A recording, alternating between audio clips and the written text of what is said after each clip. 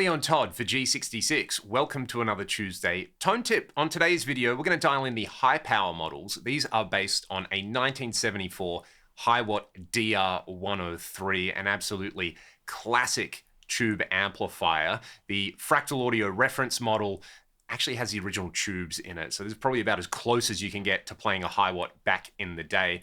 Hiwatts were renowned for their incredible build quality as well as having a lot of clean headroom, so they were favored by a lot of bands who were playing big stadiums at the time. We're talking about The Who, Pink Floyd, Rush, and a bunch of others. They're sort of the forgotten British amp sound where they have some of the characteristics of Marshall amps. There's beautiful chimey cleans to be had in here that might remind you of some Vox tones, but when you start hearing Hiwatt tones, you suddenly realize how many great recordings and live concert recordings were made with these amps. So I'm playing a Chilia Bell'Aurora straight into the Axe-FX3. We've got the jumped model on here. Now, any amp that has jumpered inputs, I normally like starting with the normal gain down.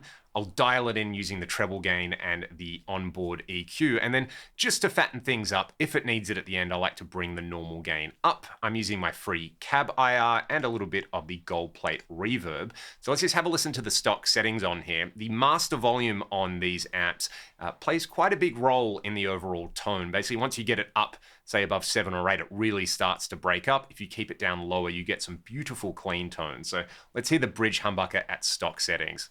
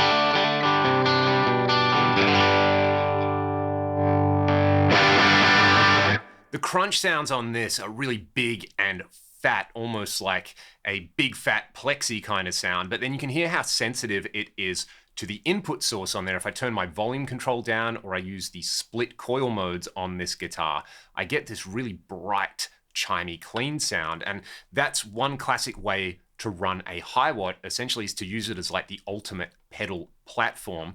I've got a friend who lives on a property near me, so a big open space, and he's got a DR103 that is maybe the loudest amp I have ever heard, and he's kind of got a David Gilmour inspired setup with a rack, loads of different pedals in there, and they make so much sense as a pedal platform. Like if you were playing in a stadium back in the day and you didn't have like a modern PA to reinforce the sound and you needed your guitar to be heard, you would use a Hiwatt. So let's try this. Let's start with the treble gain, say a little bit lower on here, and we'll back off the master to around 8. I'm going to use the neck split mode on this guitar, and what we'll do is we'll just stack some effects into it. We're going to hear a compressor and a flanger together for a nice chimey clean. Then we can stack on either a boost or maybe the pi fuzz in here, and then a bit of the mono tape delay. Let's check that out.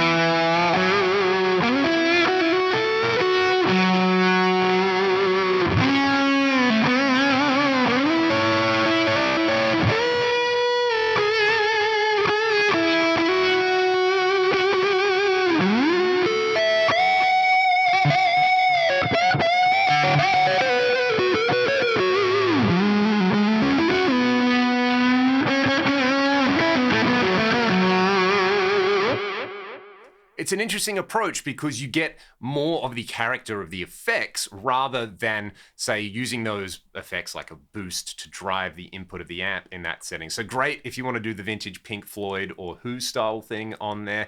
One thing that I really like here is either using something like the FAS boost into this amp with the master all the way up, the bass cut a little bit, more treble gain, or just using the preamp boost in here on something like the CC boost. We'll hear both of them, but then using, say, like a chorus. This is actually the chorus from the Alex Lifeson Gift of Tone, and this gives you like a great, say, like permanent waves, moving pictures era Rush tone in here.